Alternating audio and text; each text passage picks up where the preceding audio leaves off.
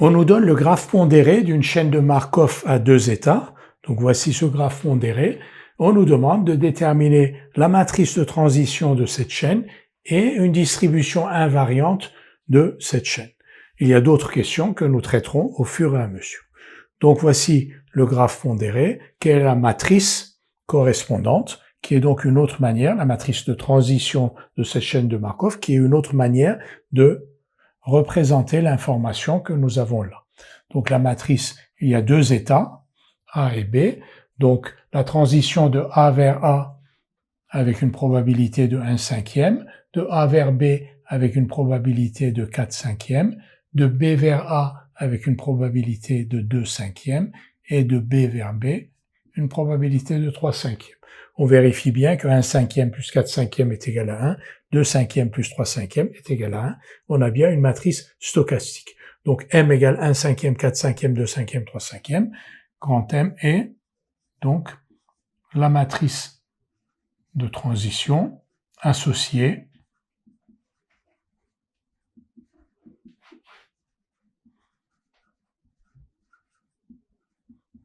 à la chaîne de Markov X. On nous demande maintenant de déterminer une distribution invariante pi égale A 1 moins A, où A est un réel. Qu'est-ce qu'une distribution invariante? Une distribution invariante, donc pi est une distribution invariante si et seulement si on a pi égale pi fois m. Donc on va résoudre l'équation pi égale pi fois m. Faisons-le. Pi, c'est la matrice A 1 moins A, et on va écrire que cette matrice est égale à A 1 moins A que multiplie la matrice M 1/5, 4/5, 2/5, 3/5. Si on fait ici la multiplication, on va avoir A sur 5 et A sur 5 plus 2/5, je ne simplifie pas pour le moment, moins 2/5 de A. Et ça, c'est le première ligne, première colonne. Et première ligne, deuxième colonne, 4/5 de A. Et 4/5 de A, c'est A fois 4/5, plus 1 moins A fois 3/5. 1 moins A fois 3/5, qui donne ceci.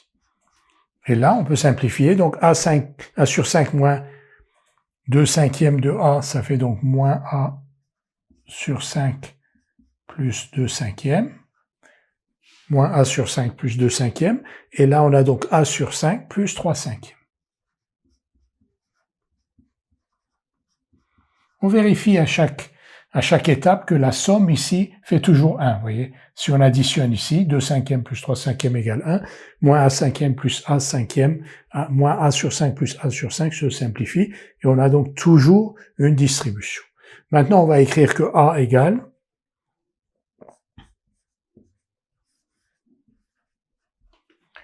moins A sur 5 plus 2/5. La deuxième égalité est presque inutile, mais on va l'écrire quand même. 1 moins A égale A5 plus 3/5. Ce qui est équivalent à, ici donc, 6/5 de A égale 2/5.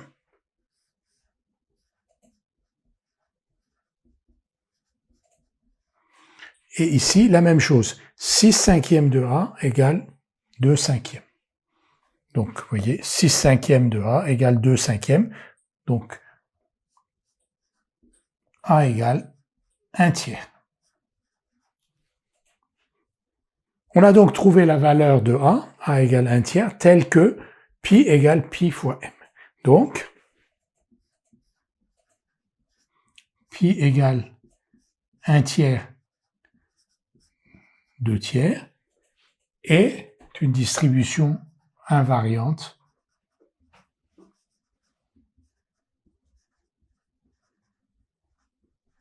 de Xn. Nous avons donc répondu aux questions qui étaient posées donc dans la première partie de l'exercice.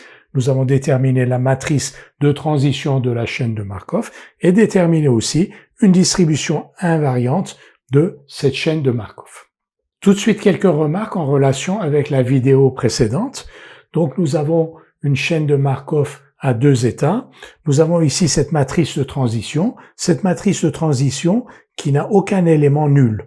Donc, tous ces éléments sont non nuls. Du moment où cette matrice de transition n'a pas d'élément nul, on sait d'ores et déjà que cette distribution invariante que nous venons de trouver est l'unique distribution invariante de la chaîne de Markov. On sait aussi une deuxième chose, c'est que comme on a une chaîne de Markov à deux états, cette distribution invariante que l'on vient de trouver, donc 1 tiers, 2 tiers, va être la limite des distributions de la chaîne de Markov qui est ici. C'est ce qu'on va vérifier dans la partie 2 de cet exercice. Nous allons maintenant traiter la deuxième partie de l'exercice.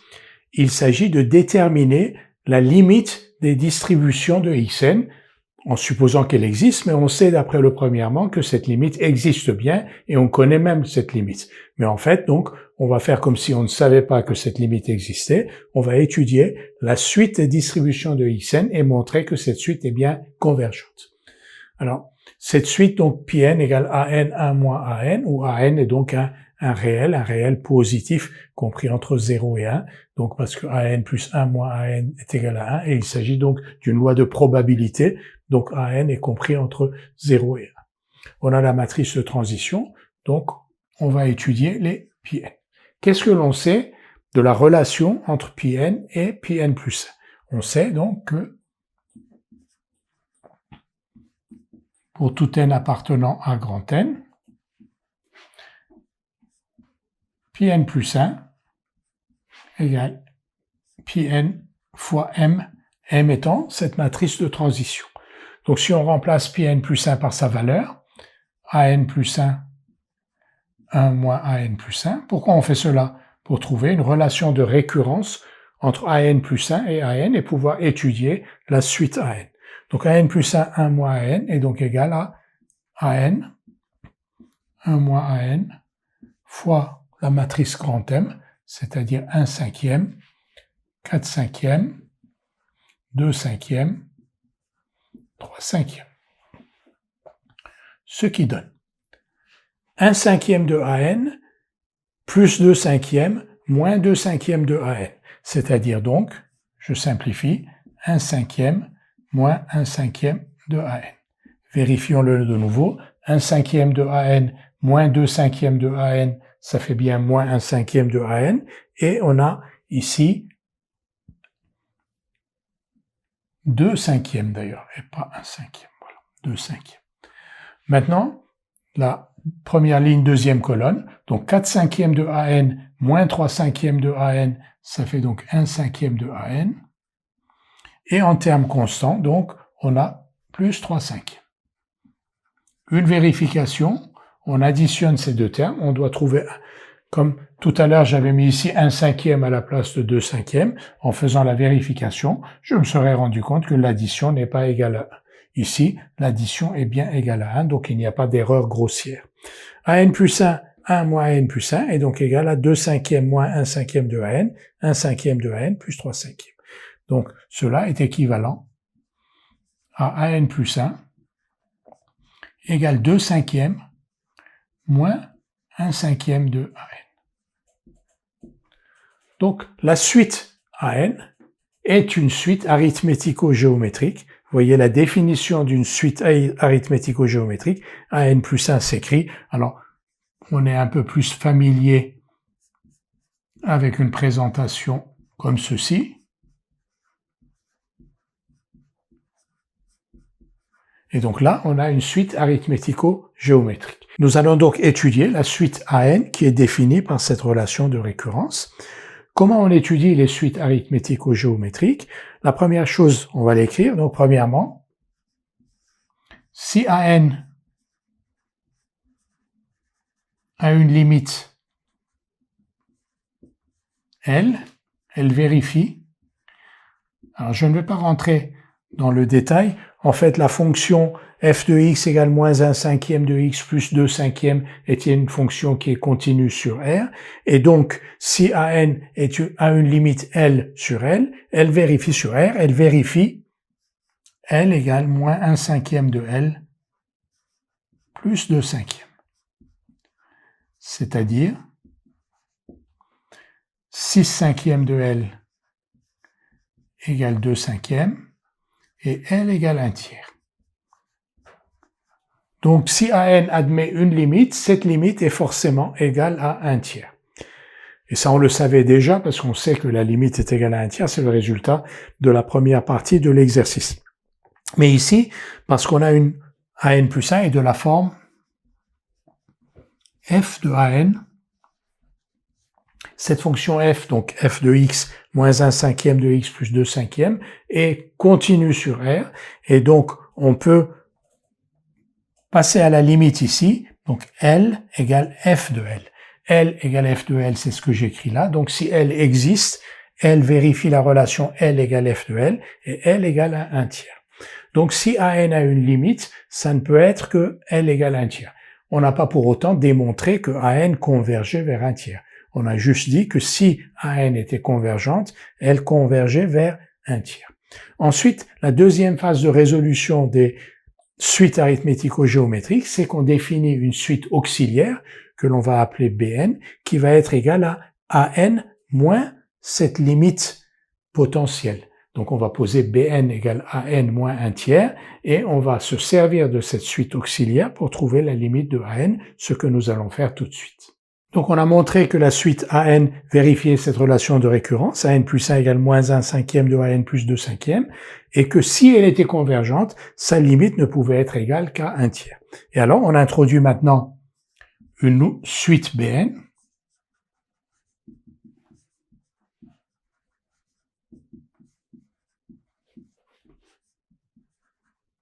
Bn égale An moins 1 tiers, pour n appartenant à grand N. Et maintenant, on va écrire la relation de récurrence entre Bn plus 1 et Bn.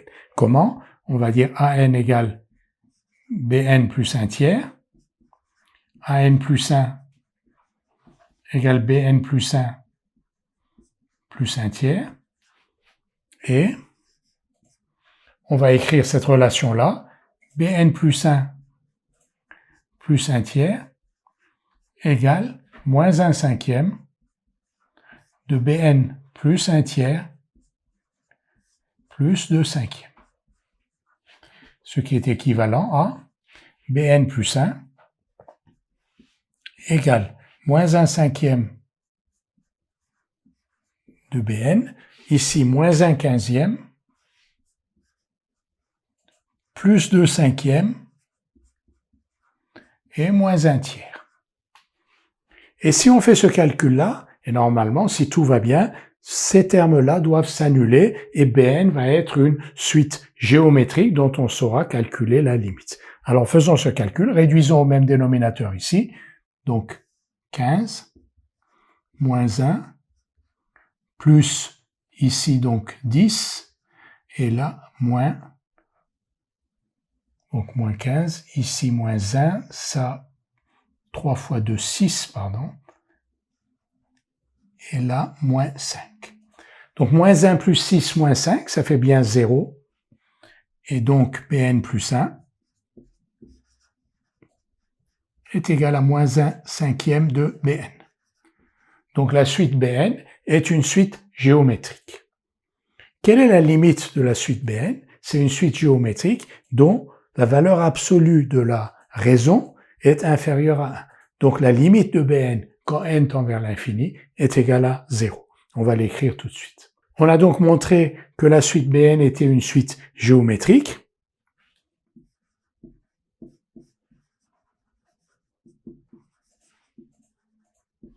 De raison moins 1 cinquième. On a donc Bn égale moins 1 cinquième puissance n fois B0. Et limite de Bn quand n tend vers plus l'infini est égale à 0. C'est-à-dire que la suite Bn est convergente. On en déduit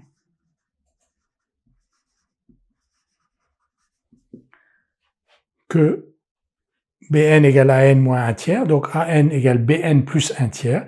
On en déduit que limite de An quand n tend vers plus l'infini est égale à 1 tiers. On a donc montré que les distributions de Xn vont converger vers 1 tiers, 2 tiers. D'où limite de Pn quand n tend vers plus l'infini égale 1 tiers, 2 tiers.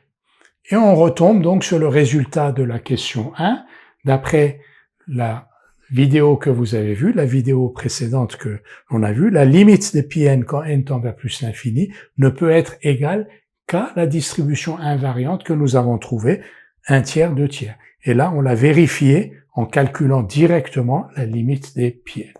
Dans la troisième question, on se propose de calculer cette limite que nous venons donc de déterminer, limite de Pn quand n tend vers plus l'infini égale 1 tiers, 2 tiers, par une autre méthode qui consiste à élever la matrice M à la puissance n étant très élevé, avec une calculette, à conjecturer la valeur de M puissance n, sa limite quand n tend vers plus l'infini, et à obtenir la limite de Pn quand n tend vers plus l'infini.